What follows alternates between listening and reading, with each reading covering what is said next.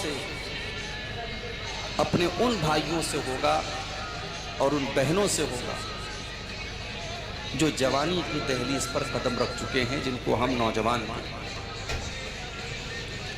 نوجوانوں کے تعلق سے ہمارے سماج میں کون کون سی برائیاں ہیں اور اسلام کیا میسج دیتا ہے نوجوانوں کو، شریعت کیا پیغام دیتی ہے نوجوانوں کے بارے میں، اس پر آج ہم انشاءاللہ کچھ روشنی ڈالیں گے۔ میرے بھائیوں، ہم سب جانتے ہیں انسانی زندگی کا بڑا قیمتی لمحہ ہوتا ہے جوانی کا دور۔ انسانی زندگی میں سب سے زیادہ اگر کوئی خوبصورت دور ہوتا ہے وہ جوانی کا دور۔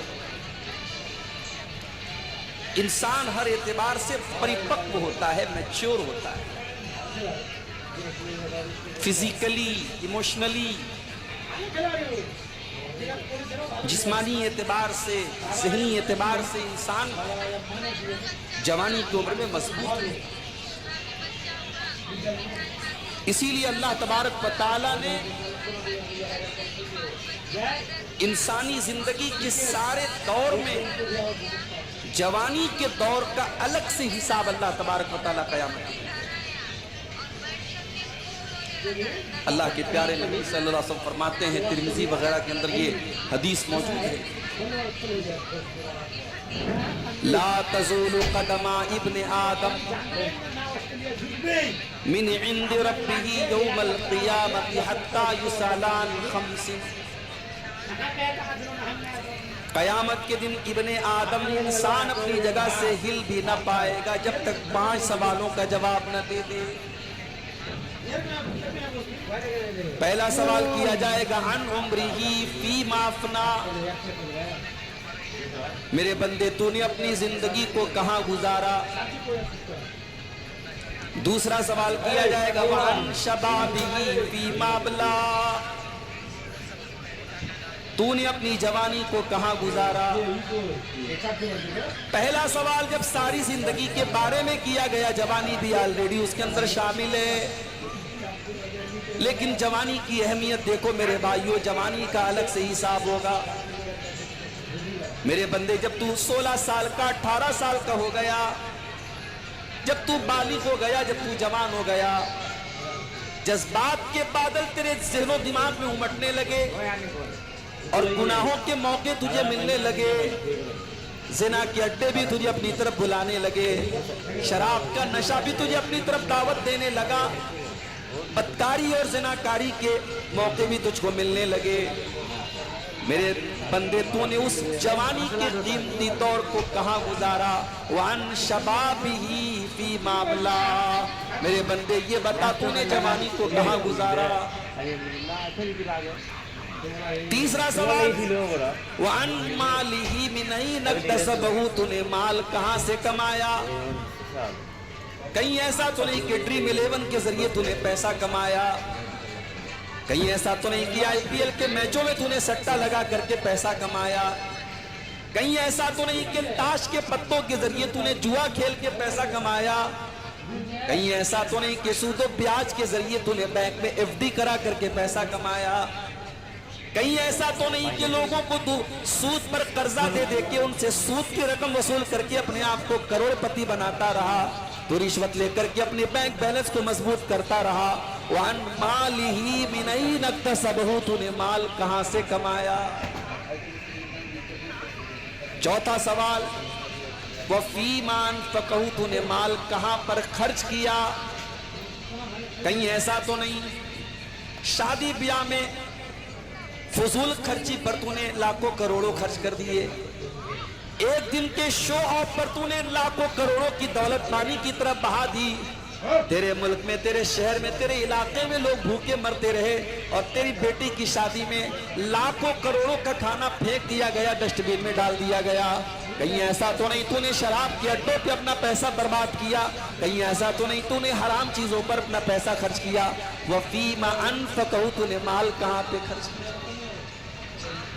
اور پانچواں سوال وَمَاذَا عَمِلَ فِيمَا عَلِمَ، میرے بندے تو نے جو علم حاصل کیا، جو تو نے نالج گین کی، تو نے کتابوں کو پڑھا، تو نے فیس بک کے ذریعے علم حاصل کیا، تو نے یوٹیوب پر علماء کے بیانات سنے، تو جلسوں میں گیا، تو پروگراموں میں گیا، تو نے بہت علم حاصل کیا، بہت قرآن کی آیتیں تو نے سنی، بہت ساری نبی کی حدیثیں تو نے سنی، وَمَاذَا عَمِلَ فِي مَا عَلِمَ، تو نے اپنے علم کے اوپر عمل کتنا کیا۔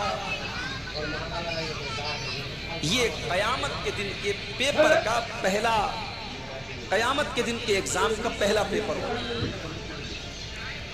These are the 5 questions of the examination۔ قیامت کے ایگزام کا پہلے 5 سوالات یہ ہوں گے جو ہم سب کو دیں گے، اور اس میں آپ دیکھیں کہ اللہ تعالیٰ جوانی کے بارے میں ان کا سوال ہے۔ اس سے اندازہ لگاؤ میرے بھائیوں کی جوانی کی اللہ تعالیٰ کیا قدر و قیمت۔ اسی لیے اللہ کے پیارے نبی نے جوانی کی ہمیں قدر کرنے کی تعلیم دی۔ جوانی کی عمر کو اللہ کے نبی نے غنیمت سمجھنے کا حکم دیا۔ اللہ کے نبی فرماتے ہیں اغتنم خمسن قبل خمسن، 5 چیزوں کو غنیمت سمجھو 5 چیزوں کے آنے سے پہلے۔ شبابک قبل حرمک، اپنی جوانی کی قیمت کو سمجھو بڑھاپے کے آنے سے پہلے۔ آپ آج جوان ہیں، پیسہ بھی آپ کے پاس ہے، حج کر سکتے عمرہ کر سکتے ہیں، مگر آپ نہیں کر رہے ہیں۔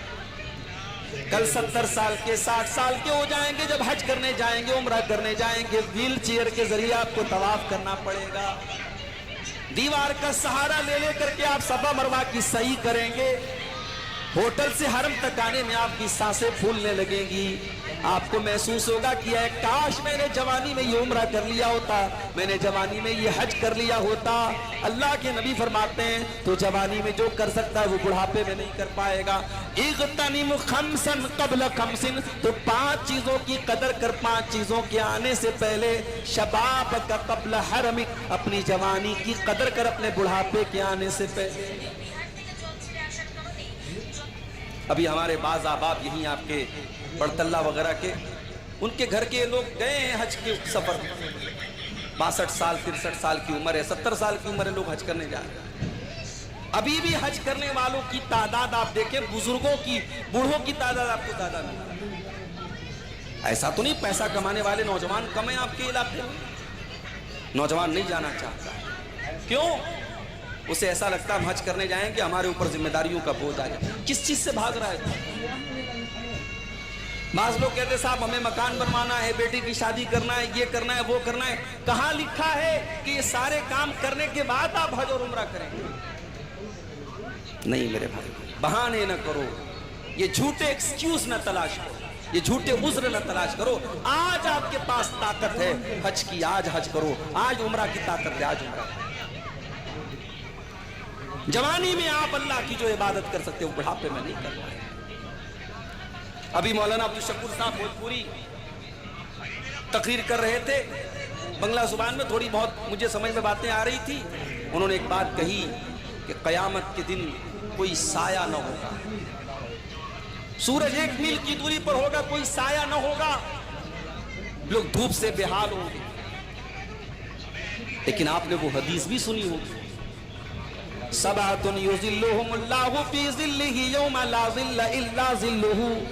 قیامت کے دن اللہ تعالیٰ اپنے 7 بندوں کو اپنے عرش کا سایہ دے گا، جس دن اللہ کے عرش کے سائے کے علاوہ کوئی سایہ نہ ہوگا۔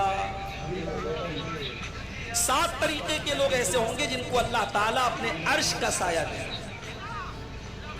اس میں پہلا نمبر آپ نے فرمایا امام عادل، انصاف کرنے والا امام، انصاف کرنے والا بادشاہ، وہ بادشاہ، وہ حاکم جو لوگوں کے ساتھ انصاف کرے، جو لوگوں کے درمیان ڈسکریمنیشن نہ کرتا ہو، جو لوگوں کے درمیان بھید بھاؤ نہ کرتا ہو، جس کی زبان زہریلی نہ ہو، جس کے بیانات زہریلے نہ ہو، جس کے کام زہریلے نہ ہو، انصاف کے ساتھ ملک کو چلاتا ہو۔ امام عادل، ایسا امام، ایسا خلیفہ، ایسا بادشاہ، ایسا حاکم اللہ کے عرش کا سایہ۔ اس کے بعد آپ نے فرمایا وَشَابٌ نَشَا فِي عِبَادَةِ اللَّهِ، وہ نوجوان جس کی جوانی اللہ کی عبادت میں گزری ہو. آج ہمارے نوجوانوں کی کہاں جوانی گزری؟ پروگرام میں آنے سے پہلے میرے پاس میسج آیا آپ کے پاکڑ سے. بعض نوجوانوں نے کہا مولانا حالات بڑے خراب ہیں. فوٹو بھیجا انہوں نے مجھے. مسلمان لڑکیاں آج غیر مسلموں کے ساتھ شادیاں کر رہی ہیں. ہم یہ بھی جانتے ہیں کہ کچھ دشمن اسلام دشمن تنظیمیں باقاعدہ پلاننگ کر کے مسلمان لڑکیوں کو ٹریپ کر رہی ہیں، جن کا مقصد ہے انہوں نے بعض نوجوانوں کو اس مشن پہ لگایا ہے کہ تم مسلمان لڑکیوں کو پھنساؤ. اسکولوں میں، کالجوں میں، کوچنگ سینٹرز میں، ٹیوشن سینٹرز میں، ان جگہوں پر مسلمان لڑکیاں جو پڑھتی ہیں ان کو پھنساؤ اپنے جال میں، ان کو مرتد بناؤ، ان کو اسلام سے خارج کرو اور پھر ان کی زندگی برباد کرو. اسلام سے خارج ہوگی تو برباد ہوگی. اور یہ کام آج بڑی تیزی سے ہو رہا ہے. اور ہماری یہ مسلمان لڑکیاں یہ اس غلط فہمی میں پڑی صاحب کہ ہم نے پیار کیا. وہ کون سا پیار ہے، وہ کون سی محبت ہے جو تجھے جہنم کی آگ کو برداشت کرنے کے لیے ایگری کر دیتی ہے؟ میری بہن، میری پیاری ماں بہنوں، اسلام کو چھوڑ کر کے اگر کوئی عورت، کوئی لڑکی کسی دوسرے مذہب میں داخل ہو رہی ہے، وہ جہنم کی آگ کا راستہ طے کر رہی ہے. وہ جنت کو چھوڑ کر کے جہنم کا راستہ طے کر رہی ہے. میں کہتا ہوں وہ کون سا پیار ہے، وہ کون سی محبت ہے، وہ کون سا عشق کا بھوت ہے جو ایک مسلمان لڑکی کو جہنم کے راستے کی طرف لے کے جا رہا ہے. او میرے پیارے بھائیوں، آج ہمارے نوجوانوں کا یہ حال ہے. بھائی کما رہا ہے، باپ کما رہا ہے، کوئی آپ کی جھارکھنڈ کے باہر دلی، بمبئی، کلکتہ میں جا کے پیسے کما رہا ہے، کوئی سعودی اور دبئی میں جا کر کے پیسے کما رہا ہے، اور گھر کی لڑکیاں وہ شاپنگ وہ کر رہی ہیں، گھومنے پھرنے وہ جا رہی ہیں، پڑھنے کے لیے بڑے بڑے کالجوں میں وہ جا رہی ہیں، اور کوئی ان کا سرپرست نہیں، کوئی ان کا گارجین نہیں، کوئی ان کے اوپر نظر رکھنے والا نہیں ہے. اور حالات یہ ہے کہ بڑی تیزی سے آج آپ کی عزت و آبرو کے ساتھ کھیلا جا رہا ہے، اور آپ کی مسلمان بہنوں کو اور آپ کے گھروں کی مسلمان بیٹیوں کو بڑی تیزی سے اس لو ٹریپ میں، اس محبت کے، اس عشق کے جال میں پھنسا کر کے ان کو مرتد بنایا جا رہا ہے. میرے پیارے بھائیوں، آج اپنی لڑکیوں کو آج اگر آپ نے اسلام کی صحیح تعلیم دی ہوتی، ایمان سکھایا ہوتا، عقیدہ سکھایا ہوتا، تو شاید یہ حالات نہ پیدا ہو. 10,000 کا موبائل بھی ہم خریدتے ہیں تو اس کو چلانے کا ڈھنگ سیکھتے ہیں، اس کو لاک کیسے کرتے ہیں، اس پہ فلاں ایپ کیسے یوز کرتے ہیں نہیں معلوم، تو یوٹیوب کے ذریعے ہم تلاش کرتے ہیں کہ ہمارے یہ موبائل ہم اس کو کیسے استعمال کریں. میرے پیارے ساتھیوں، کیا دین اتنی معمولی چیز ہے کہ دین کو آپ نے کبھی سیریس ہی نہ لیا، ایمان کو آپ نے کبھی سیریس ہی نہ لیا؟ لا الہ الا اللہ کا جو کلمہ ہم اور آپ پڑھتے ہیں، جو کلمہ ہماری زندگی کا مقصد ہے، جس کلمے کے لیے اللہ نے ہم سب کو پیدا کیا ہے، اس کلمے کو آج زبان سے ہم تو پڑھتے ہیں، مگر اس کلمے کا مطلب کیا ہے، اس کلمے کا مقصد کیا ہے، اس کلمے کی شرائط کیا ہے، اس کلمے کے تقاضے کیا ہیں؟ آج ہمارے نہ لڑکوں کو پتا، نہ لڑکیوں کو پتا، نہ بزرگوں کو پتا، نہ نوجوانوں کو پتا، نہ ہمیں معلوم ہے، نہ ہم سیکھنے کی کوشش کرتے ہیں، نہ جاننے کی کوشش کرتے ہیں. میرے پیارے بھائیوں، دین سیکھنے کا آج نہ ہمارے اندر جذبہ ہے، نہ گھر والوں کو سکھانے کا جذبہ ہے. میرا اللہ قرآن میں کہتا ہے، یا ایھا الذین آمنوا قوا انفسکم واہلیکم نارا، اے ایمان والو اپنے آپ کو اور اپنے گھر والوں کو جہنم کی آگ سے بچاؤ. حضرت علی کہتے ہیں اس آیت کی تفسیر میں، علموہم، اپنے گھر والوں کو دین کا علم دے دو، دین سکھا دو. میں آپ کو منع نہیں کرتا، اپنی بیٹیوں کو، اپنی لڑکیوں کو آپ اگر کالجوں میں تعلیم دے رہے ہیں، میں بالکل منع نہیں کرتا. اگر آپ کی بیٹیاں آئی اے ایس کا ایگزام پاس کر رہی ہیں اور میڈیکل کا ایگزام پاس کر رہی ہیں اور ماں باپ کا نام روشن کر رہی ہیں، واللہ ہمیں اس پر کوئی اعتراض نہیں ہے، ہماری قوم کے لیے شرف کی بات ہے. مگر مجھے 2 سوالوں کا جواب چاہیے. پہلا سوال یہ ہے، قوم کی بیٹیاں تو ماشاءاللہ بڑی ترقی کر رہی ہیں، کالجوں میں پڑھ رہی ہیں، آئی اے ایس کا ایگزام پاس کر رہی ہیں، نیٹ کا ایگزام پاس کر رہی ہیں، میڈیکل کی پریچھا پاس کر رہی ہیں. قوم کے لڑکے کہاں ہیں؟ لڑکے مر گئے صاحب. لڑکے محنت کر رہے ہیں، مزدوری کر رہے ہیں، پنچر بنا رہے ہیں، معمولی مزدوری کا کام کرے. لڑکیوں کو ماشاءاللہ بہت آگے بڑھا رہے ہیں. یہ جو آپ نے ڈس بیلنس کر کے رکھا ہے نا، یہ آپ کو برباد کر رہا ہے. آپ پڑھائی لڑکیوں کو بھی دو اور پڑھائی لڑکوں کو بھی دو. آپ کے لڑکوں کو بھی دنیاوی تعلیم حاصل کرنے کا اور ترقی